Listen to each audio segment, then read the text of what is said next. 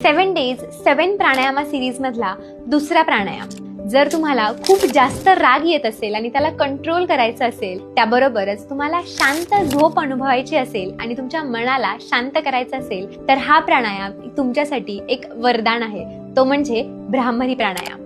हा प्राणायाम 2 प्रकारे केला जातो. पहिला प्रकार षण्मुखी मुद्रेसोबत. हा प्राणायाम तुम्ही सुखासनामध्ये बसून किंवा चेअरवरती बसून सुद्धा करू शकता. आपले दोन्ही हात आपल्या चेहऱ्यावरती, पहिली 2 बोटं आपल्या डोळ्यांच्या वरती, दुसरी 2 बोटं आपल्या नाकाच्या वरती, तिसरी आपल्या ओठांच्या वरती आणि चौथी बोटं आपल्या ओठांच्या खाली. ही झाली षण्मुखी मुद्रा. आपले दोन्ही अंगठे आपल्या कानाच्या वरच्या पोर्शनवरती म्हणजे कार्टिलेज वरती ठेवायचे आहे. आता या प्राणायामामध्ये तुम्हाला दीर्घ श्वास घ्यायचे आहेत आणि हमिंग बी सारखा म्हणजे